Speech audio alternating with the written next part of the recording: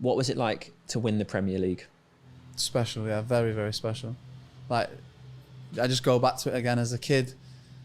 If you'd have told me that I'd have won the Premier League at Man United, it's just, so there's some things I get that quite a lot of players these days win the Premier League and stuff, but there's so many players that will never come, who are good players, who will never come close to winning the Premier League. And to win the Premier League, to have that on your CV, I remember the game, and I remember being in the hotel the night before we played Villa on a night game. We'd won. Didn't matter who was playing, we'd won. We'd just itching to play the game. And it gives you goosebumps now just thinking about the fans when, Wazza plays the ball over to Robin and he's volleyed that one into the net, and just Old Trafford just erupted, and it was just, crazy feeling at such a young age to win the Premier League. And I just wish, looking back, that I'd enjoyed it a little bit more. You was a bit naive, a bit young, and you go and do something else, forget about it. But maybe that comes with experience. But do you think that's because you won the Premier League so young? Because you were such a young player, it's if you say won the Premier League next year, you probably would appreciate a lot more. I'd enjoy it, yeah. But I probably would say that, yeah. Probably too young at the time, but what an experience! Something that'll live with me forever. That game, being able to say that we won the Premier League, got the medal. Was it bittersweet because so quickly after that happened, everybody then found out that was going to be Sir Alex's final act? Yeah, that was a shock. I remember coming in one morning that season, and there was a few whispers about it's Chinese whispers about the training ground, and there's been a few things on Twitter the night before. And anyway, they called a meeting in the changing room at 10 o'clock, and then he sat us all down and told us that he was retiring. And I think I remember he apologised to a few of the new lads who had come in. Like, I think Robin was one of them, because he'd promised he'd probably been there for a few years, but and that was it. But obviously the lads totally understood why he was doing it, and what a man, what human being. He's unbelievable. But what did that feel like for you? Because I suppose, like all of us, you've grown up watching Sir Alex Ferguson's Manchester United, seeing players come through and the teams just be successful again and again and again. And I suppose you thought, well, I'm in for that now. And then of course he goes. Yeah, it was a shock. I think it was a shock to everyone, because he'd been at the club for so long and won so many things. And but then the talk obviously was who's going to come in, who's going to come in, who's going to take over him. Names being brandished about all over the place. But I didn't realise probably the impact I didn't realise the impact, how big of an impact that was going to have on the team. And I just thought, well, we're still with the players. Yeah. And, we're still Man United. We're still gonna win. And a young player at the time, and the next season was really tough, really tough. There's a press conference that I saw recently where Jose's asked a question about injured players, and in it, I don't think he's specifically asked about you. I think he's just asked anybody who was injured last week available this week, and he makes a real point of saying that he's managed obviously loads of teams and lots of players, and that you're the only player he's ever managed that has had injections to play in a friendly because of your level of dedication.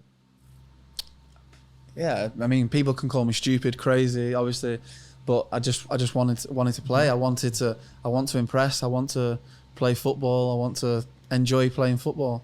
It doesn't matter where I am, but yeah, it's something that probably I wouldn't do now, because I'm more experienced and I'm more trying to look after myself much more. But yeah, I did it, and I don't regret it. No, but I think it only speaks about how determined you are as a player and how dedicated you are to the sport, I think. Yeah, I dedicate my whole time I'm at football to try and play football and be available to play, and so no, I would do it again if I had to. Not in a friendly though. So Jose obviously makes way. In comes Ollie. What was your opinion at the time? Do you remember him coming in and what you all thought in the changing room at the time? Obviously a club legend coming in to take over. I think that's exactly what we needed at the time. Somebody who knew the club. Yeah. Yeah, he knew the club inside out, played here for many years, won so many things.